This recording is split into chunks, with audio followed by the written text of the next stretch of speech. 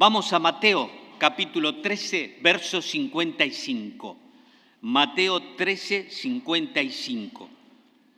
Hoy, por la gracia de Dios, vamos a comenzar un nuevo libro.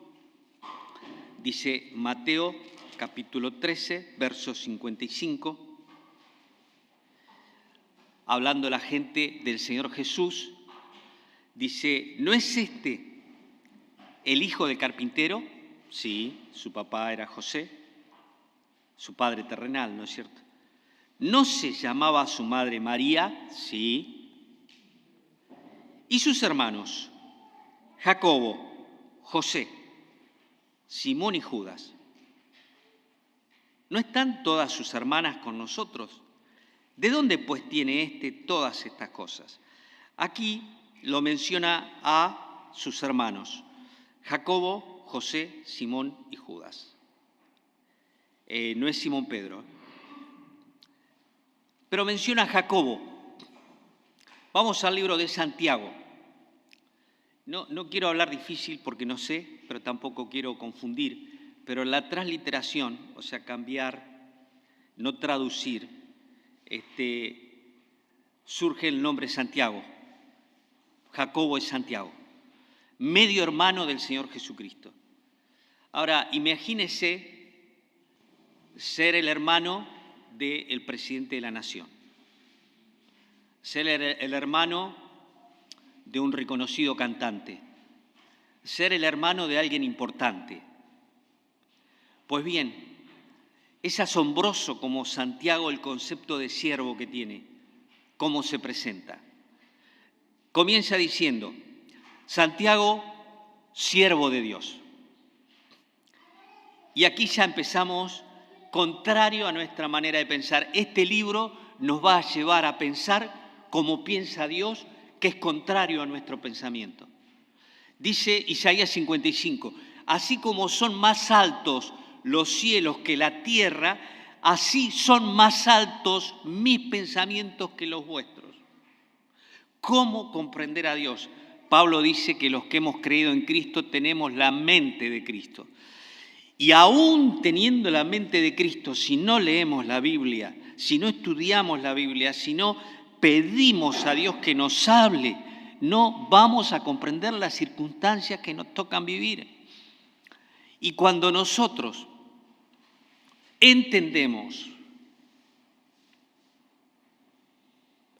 cómo es Dios, se comienza a aclarar nuestro panorama, aunque no tengamos resultados.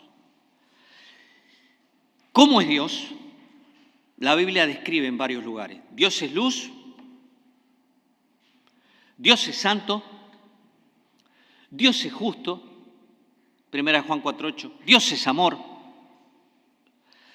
Permítanme, no quiero ser hereje, pero es un cóctel perfecto en el cual se puede confiar. Cuando usted y yo no tengamos luz en las circunstancias que vivimos, tenemos que respondernos a esta pregunta, ¿cómo es Dios?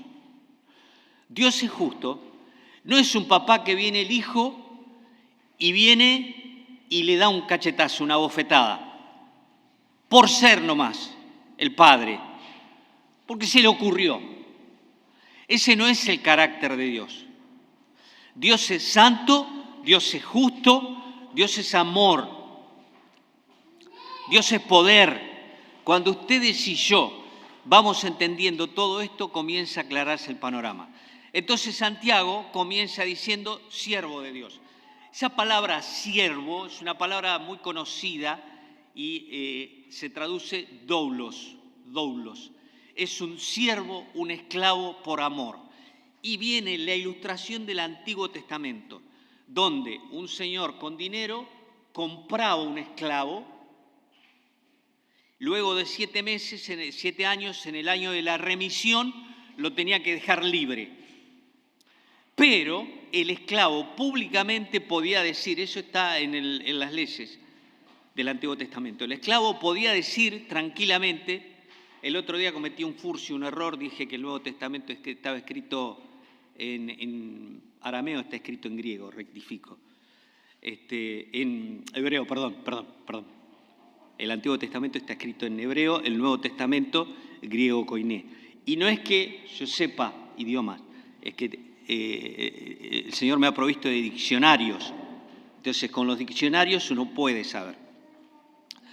Entonces, el doulos es un esclavo por amor. ¿Y sabe qué era lo que tenía que hacer? Tenía que, públicamente, había un poste en la ciudad donde tenía que salir, y si él decía, este amo, durante estos 7 años que le serví, me ha tratado tan bien que no quiero ir a servir a otro amo, él lo confesaba, se le agarraba una lesna y se le agujereaba el lóbulo de la oreja derecha. Eso se hacía en público. Entonces toda la gente que veía ese agujerito sabía que ese era un doulos. Es el nombre de uno de los barcos que distribuye la palabra de Dios alrededor del mundo. Es un doulos. O se hundió el doulos, ahora quedan logos. O se hundió logos.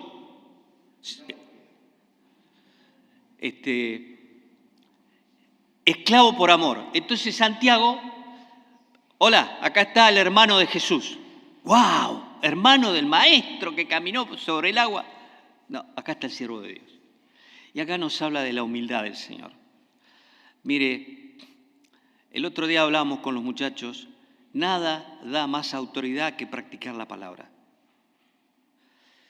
Se puede hacer nombramientos, se pueden hacer un montón de cosas, pero cuando usted ve una vida que inspira, somos el resultado de la palabra de Dios y de vidas que nos inspiraron. Y que por su gracia podamos seguir animando a otros.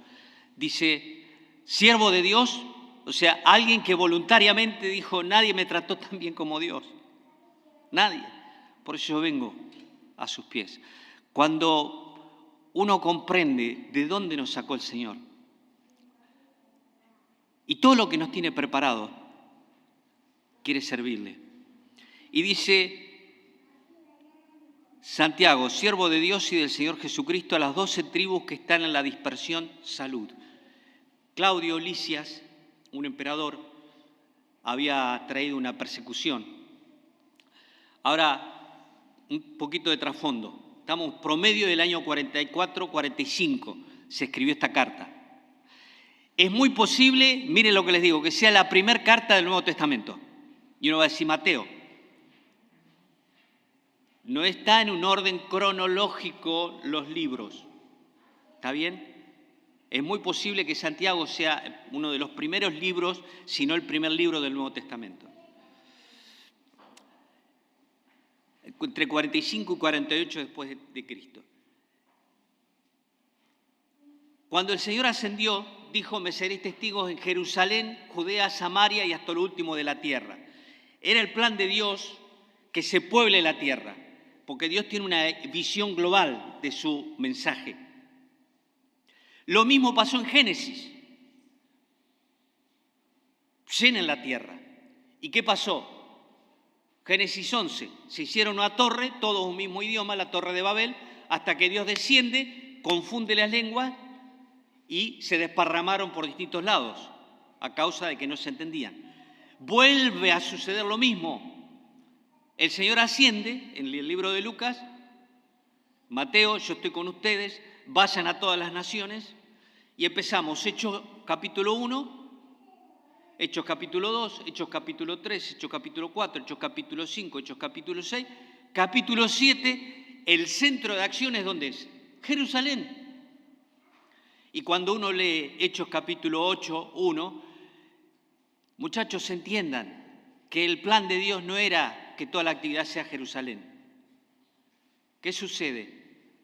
Hechos 8.1, vino una gran persecución sobre la iglesia. Y fueron dispersos. Pedro nos habla de la dispersión. Capadocia, Bitinia, el Ponto, Galacia. Y ahí está la palabra diáspora, semilla desparramada, haciendo alusión a lo que el Señor dijo, que el sembrador salió a sembrar, la semilla cayó en distintos terrenos, entre piedras, ¿se acuerdan? Junto al camino, y los resultados, comieron las aves, es la reacción de los corazones a la palabra del Señor. Ahora, en este contexto emerge esta carta, y es una carta a las 12 tribus, y en el verso 2, aunque sean judíos, la Biblia dice, hermanos míos. Hay dos acepciones. Hermanos puede ser connacionales, pero también la palabra adelfos, que quiere decir de la misma matriz, hermanos de sangre. Y nosotros somos hermanos, ¿por qué? Porque tenemos el mismo papá. Cuando aceptamos a Cristo como nuestro Salvador, Juan con letras muy grandes, capítulo 3, verso 1, dice, mirá cuál amor nos ha dado el Padre al hacernos hijos de Dios. Usted y yo somos hermanos, somos parte de la familia de Dios. Estamos esperando que nuestro Salvador nos venga a buscar. Ahora, a las 12 tribus que están en la dispersión, salud. No es que estaba tomando algo acá, Santiago. Es el saludo habitual, una salutación. Y comienza, y agárrate, porque empieza al contrario de lo que nosotros pensamos. Hermanos míos, tened por sumo gozo cuando os halléis en diversas pruebas. A ver, vamos a leer de vuelta. Hermanos míos, tened por sumo gozo cuando os halléis en diversas pruebas. Repito, hermanos míos, tened por sumo gozo cuando os halléis en diversas pruebas. Esta gente había dejado su viña, su finca, sus casas, su cultura, había dejado su propiedad y andaba con unos bártulos, unos bagallos, y se tuvieron que ir a establecer a otros lugares. Y allí Santiago le dice, tengan gozo. Cuando nosotros nos llega un telegrama que nos dejan cesantes en el trabajo, cuando el resultado del análisis dice es cáncer, cuando te dicen se está por morir, la Biblia dice que debemos tener gozo. ¿Cómo es eso?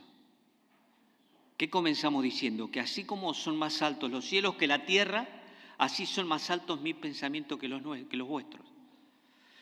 Hermanos míos, tened por sumo gozo. Y aquí vamos a empezar. Tened. La palabra tener es aprender algo, aferrarse. Pero esa palabra tened es un término comercial. Pero fíjense que tened no apunta a los sentimientos. Tus sentimientos y los míos en pruebas están destrozados, están derruidos, derribados, desinflados.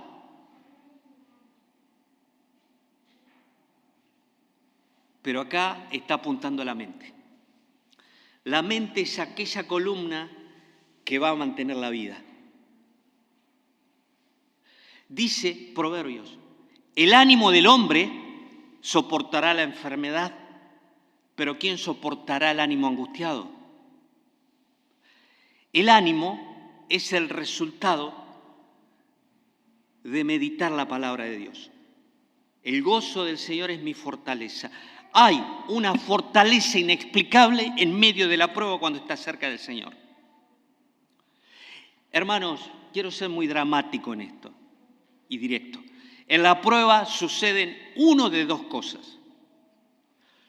O nos acercamos a Dios o nos alejamos de Dios. Repito, en la prueba o nos acercamos a Dios o nos aferramos a Dios. Y esta expresión se ve en los Salmos, Salmo 62.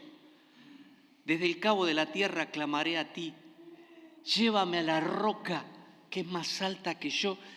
Está todo tambaleando, necesito algo firme, sólido, porque se está resquebrajando la estructura de mis emociones, de mis sentimientos. Y Santiago dice, tened, afirmate, aferrate, que Dios no se bajó del trono. Afirmate que Dios todavía es Dios. Afirmate que ni sombra de variaciones hay en su omnipotencia. que Él puede cambiar esto. Afirmate en creer que lo que Dios permite obra para bien. Nadie está diciendo que es fácil. Nadie está diciendo que es fácil. Un accidente donde murieron 14 personas. Nuestro hijo estaba volviendo de Formosa, el mayor. No contestaba el teléfono después de 8 o 9 horas. Y los cadáveres se veían. No teníamos noticia. Y era cada momento arrodillarse, devastado. Señor, tu palabra me manda a dar gracias. No tengo ganas de dar gracias. Lo quiero acá, lo quiero abrazar, quiero oír, pero en obediencia a lo que está escrito. Gracias, Señor. Gracias, Señor. Gracias. Y a los 10 minutos de vuelta, el torbellino de emociones y sentimientos y gracias, Señor, porque tú no te bajaste del trono. Gracias, Señor. Gracias, Señor. Después de 8 horas no, pudimos comunicar, perdió todo menos la vida, el mayor. Y que no perdió nada. Pero quiero decirte que en la prueba podemos dejarnos llevar por los sentimientos o aferrarnos, Pedro dice, un ancla firme, un ancla firme. Es interesante lo que tienen barcos, cuentan de esto. Están las embarcaciones en las orillas de los ríos, los lagos, y cuando viene la tormenta o el mar que se está moviendo continuamente, alguien dice, lo mejor es atarla al muelle. No, porque las olas lo llevan y lo traen, golpea contra el muelle y termina rompiéndose la embarcación. Otros les ponen gomas entre una embarcación y otra. Pero los más sabios dicen que lo más seguro es apartarse unos metros de la orilla y poner el ancla. Y la embarcación se va a mover, pero el ancla va a estar ahí abajo, sosteniéndola. Vos y yo tenemos un ancla, que es la palabra de Dios. Y en medio de las turbulencias de la vida, recitar promesas. Dar gracias por fe. Es fácil dar gracias cuando las cosas van bien, pero el cristianismo no se trata de que las cosas vayan bien. El cristianismo se trata de honrar a Dios aun cuando va mal. ¿O acaso la religión oficial no dice en los matrimonios, en la pobreza, en la riqueza, en la adversidad como en la prosperidad? Hay una concepción de que eso es para siempre. Y la vida cristiana es para siempre. Entonces dice, hermanos míos, tened, evaluad. Las cuentas en un banco no se hacen con las emociones. Hoy siento que vengo a hacer una evaluación. No. Las cuentas se hacen con la mente.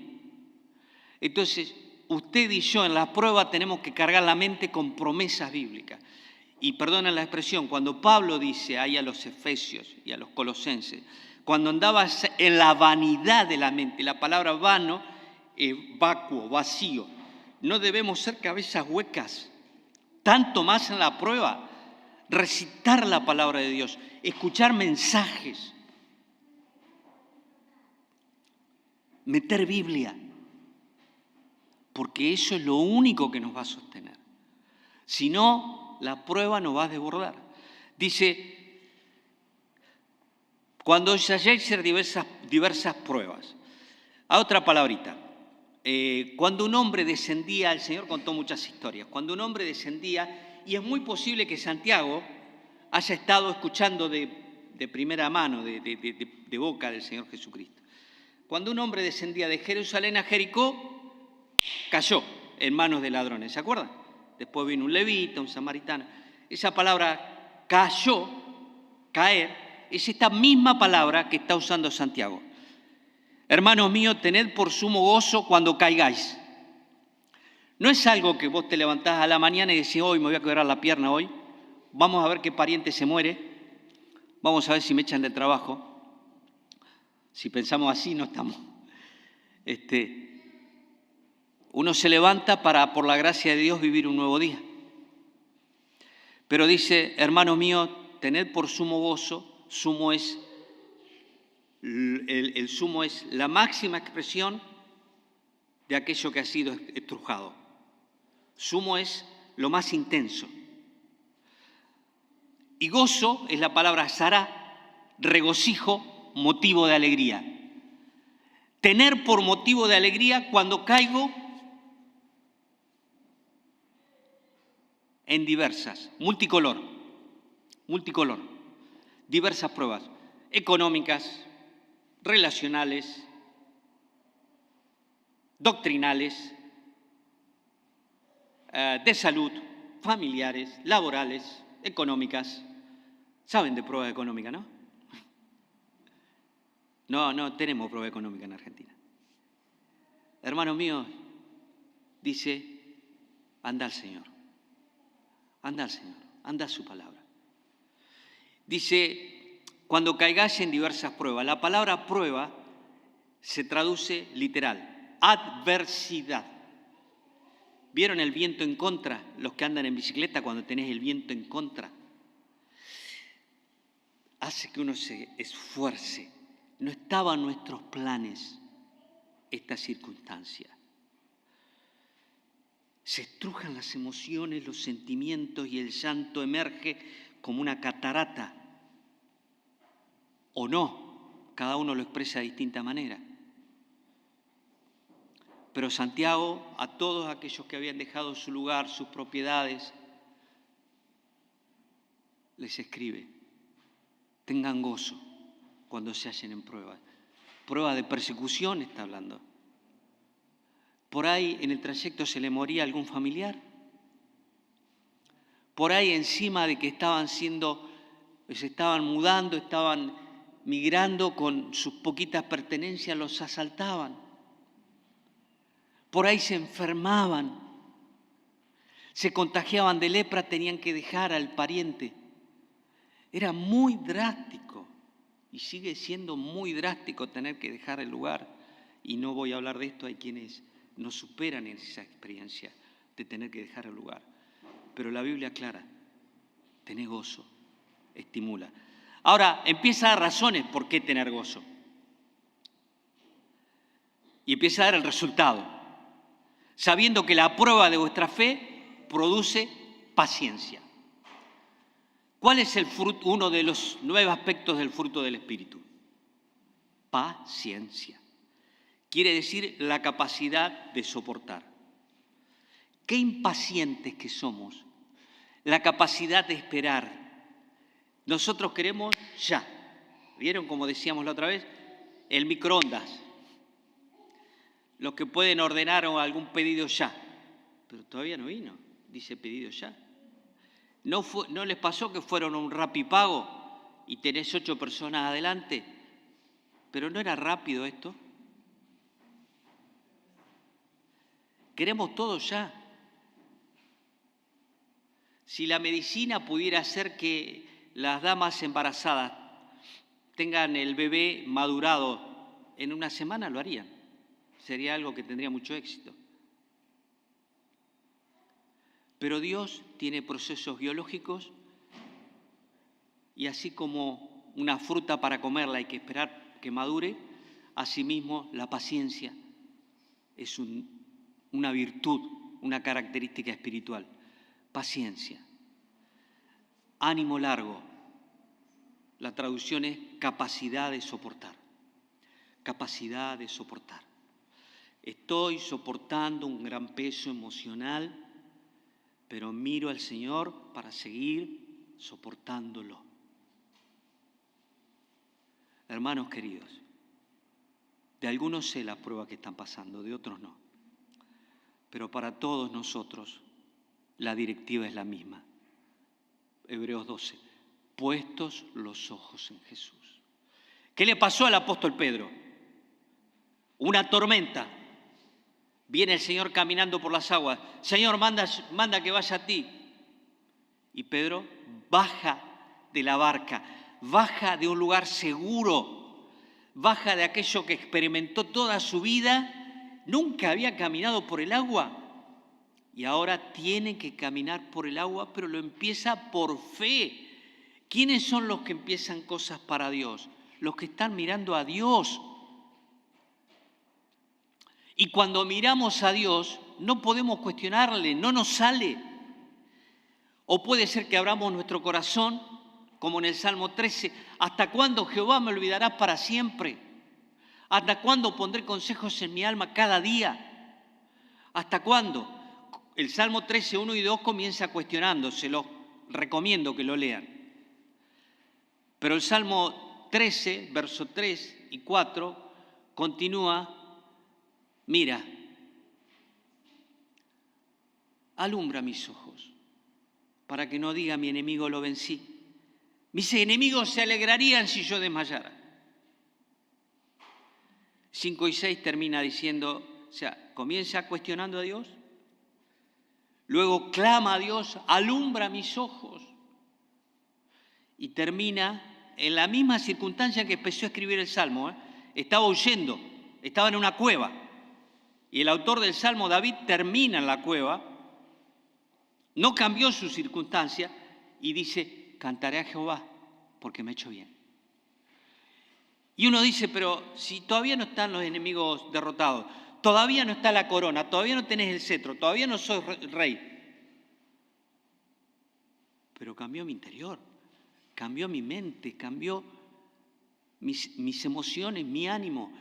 Hermanos, nunca se olviden que las emociones, los sentimientos, son el reflejo de lo que pensamos.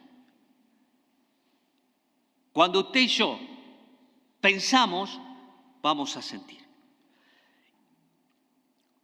El pensamiento es aquel surco que abre camino al sentimiento. El pensamiento es aquel surco que abre camino a un sentimiento. Y si usted hace surcos torcidos o no hace surcos bíblicos, va a ser una convulsión de emociones. Es fea la prueba. No queremos prueba. Pero ¿qué dijo Jesús, Juan 13:1? En el mundo tendréis aflicción. Te roban, te matan, te violan, te chocan, te estafan. Es un mundo malo donde estamos, pero no estamos en casa. Entonces, más tenga la paciencia, que es el producto de la prueba. Dios quiere que seamos pacientes. Entonces, cuando usted y yo estamos en prueba, tenemos que entender que Dios quiere producir algo, esto es importantísimo, Dios quiere producir algo en mí que no lo obtendría de otra manera. Repito, cuando estamos en prueba, Dios quiere producir algo en mí que no lo obtendría de otra manera. Y eso se llama paciencia, eso se llama espiritualidad, eso se llama crecimiento, paciencia, ánimo largo. Quiero reaccionar, pero soportar. Entonces el producto de la prueba, más tenga la paciencia, su obra completa, para que seáis perfectos. Mateo 5:48, ¿qué dijo el Señor Jesucristo? Sed pues vosotros perfectos como vuestro Padre que está en los cielos es perfecto. Y allí está la meta que puso el Señor Jesucristo. ¿Cuál es la meta? ¿Cuál es la marca? ¿Cuál es la medida que puso Cristo para nosotros? Sed pues vosotros perfectos. Pregunto, ¿es posible mientras estemos en este cuerpo ser perfectos? ¿Sí o no? No. El apóstol Pablo, que fue arrebatado hasta el tercer cielo, dice, miserable de mí, ¿quién me librará de este cuerpo de muerte? Haciendo a la alusión a su naturaleza pecaminosa. Y en ese contexto está diciendo, cuando quiero hacer el bien, encuentro en mí una ley que me lleva cautivo al pecado.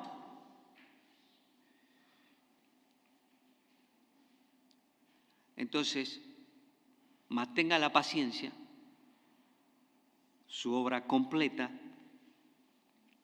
para que seáis perfectos. La palabra perfecto es maduro. Mire, si usted está buscando a un hombre o una mujer y espera que nunca lo defraude, está equivocado. El único que nunca va a defraudarnos es Cristo. Por eso dice, puesto los ojos en Jesús. Todos los demás fallamos. Todos los demás fallamos. El sabio dice, ciertamente no hay hombre justo en la tierra que haga el bien y no peque. Todos pecamos, todos fallamos. Pero el temor de Dios hace que maduro también se relaciona con perfectibles, con ir acercándonos a la imagen de Cristo.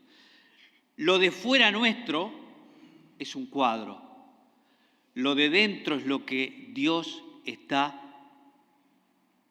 cambiando. ¿Hasta dónde? Hasta parecernos al mismo Hijo de Dios. El apóstol Pablo nos habla ya, nos abre en Gálatas un versículo tremendo. El propósito del ministerio de Pablo no era entretener a los creyentes. El propósito del ministerio de Pablo es, capítulo 4, verso 19 de Gálatas, hijitos por quienes vuelvo a sufrir dolores de parto hasta que Cristo sea formado en vosotros. El gran artista Miguel Ángel Buonarroti esculpió el Miguel Ángel, una escultura que todavía está, no sé si en el Louvre, en París o en el Vaticano. Que nunca sé por qué le pusieron cuernitos, pero bueno. Y alguien le preguntó, ¿cómo es que lograste tan bella escultura? Dice, muy simple, saqué lo que sobra. Yo vi la imagen ahí, saqué lo que sobra. Para eso es la prueba. Los que estudiaron la secundaria en una técnica saben que está el aula, pero también está el taller. ¿El taller para qué es? Para llevar a la práctica la tecnología. Lo que te enseñaban a la parte tecnológica, ibas al taller y veías la bobina, tenías que tomar la pinza, el distribuidor, cómo funcionaba la batería. Entonces vos veías funcionando y metías mano. Bueno, el taller es el laboratorio, la parte práctica. Cuando estás en prueba, es que Dios está tratando contigo. Es que Dios está tratando contigo. Es que Dios está tratando contigo. Un hombre cuenta que iba por la calle, era un piadoso, por la playa, un hombre muy piadoso, Santo Tomás. Entonces él, Santo Tomás de Aquino, entonces él dice que va cuestionando a Dios, se afirmó doctrinalmente, ¿por qué tanta adversidad? ¿Por qué tan solo? ¿Por qué tanta lucha? ¿Por qué tan malo este mundo? Entonces ahí le dio luz, volviéndose para atrás, ve las huellas solo. Entonces es como que comprende que ahí es donde Cristo más lo tomaba. Y ahí está el famoso poema, ¿no? Que cuando dice que caminaba por las orillas de la playa, caminaba solo y veía una huella, no eran las huellas de él, es que el Señor lo estaba llevando en andas. Y hermanos, el Señor está, nosotros tenemos que descubrirlo. Y no es labor de mi cónyuge, es mío, es personal, porque Cristo es mi Salvador. Romanos 14, 12, de modo que cada uno de nosotros dará a Dios razón de sí. Y dice, el producto de la prueba, paciencia. El propósito de la prueba, que seamos perfectos, maduros. Pero la petición en la prueba. ¿Qué debemos pedir en la prueba? Interesante, ¿no? Si usted está en prueba, acá tiene una guía de qué orar cuando esté en prueba. Dice, y si alguno de vosotros tiene falta de sabiduría, pídala a Dios, el cual da a todos abundantemente y sin reproche, y le será dada. Tiene falta de sabiduría. Esa palabra es como lejita de Santiago, justo. Sofía. Sofía. Sofía quiere decir sabiduría. Pida a Dios sabiduría. Dios, la palabra sabiduría es discernimiento, es más que inteligencia. Es la capacidad de comprender cuál fue el propósito por el cual Dios me colocó en esta circunstancia. Sofía es la capacidad de comprender por qué estoy pasando lo que estoy pasando. Vuelvo a decirte, Dios quiere producir cosas en vos y en mí, usando la prueba, que de otra manera no lo lograríamos. La prueba es aquel taller de Dios para cambiar mi carácter, para sacar lo que sobra, para que me parezca a Cristo. ¿Cómo fue Cristo? Paciente.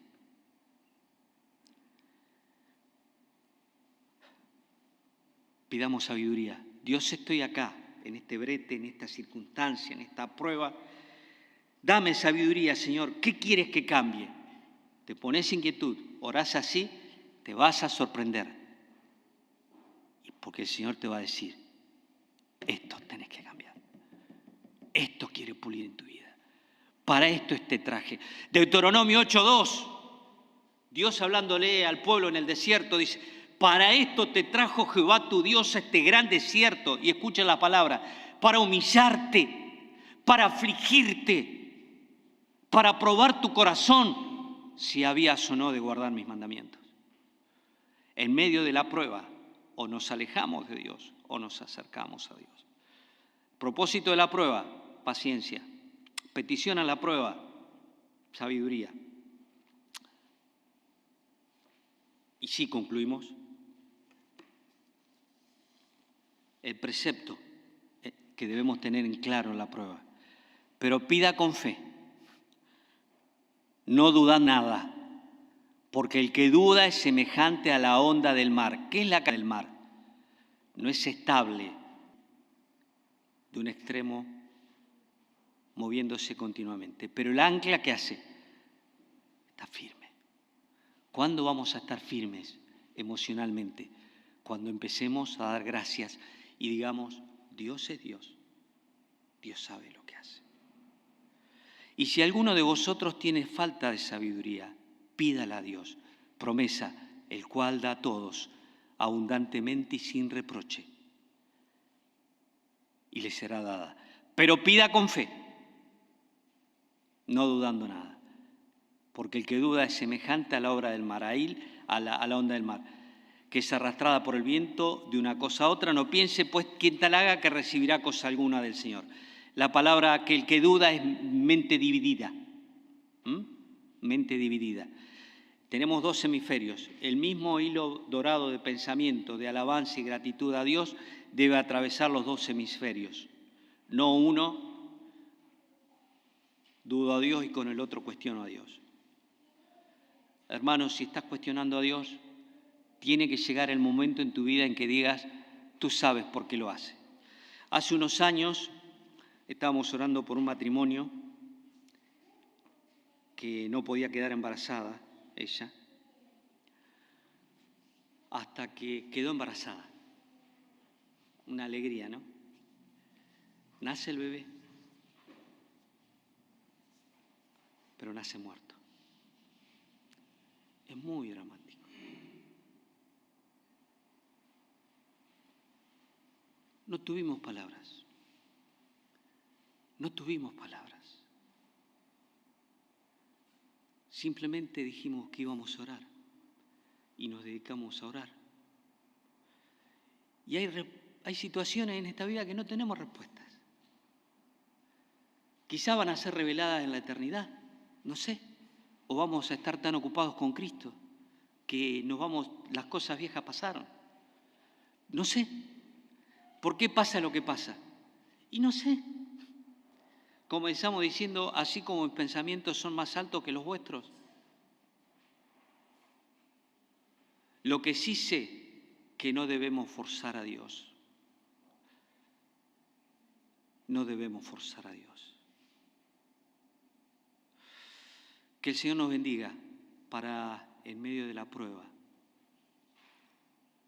decir, Señor, que vos seas el Señor. Que vos seas el Señor. ¿Vieron esa locura que uno tiene, no? No sé si les pasó a ustedes.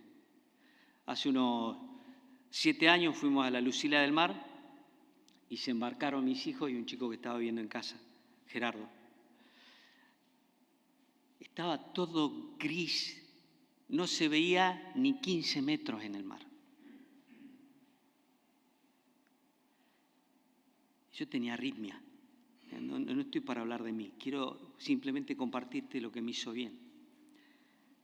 Estaba asustado. Hoy esto se le va a dar vuelta a la canoa, lo va a encontrar un barco pesquero. Y ahí a la orilla del mar, a las 7 de la mañana, como había gente ahí cerca, puse una rodilla.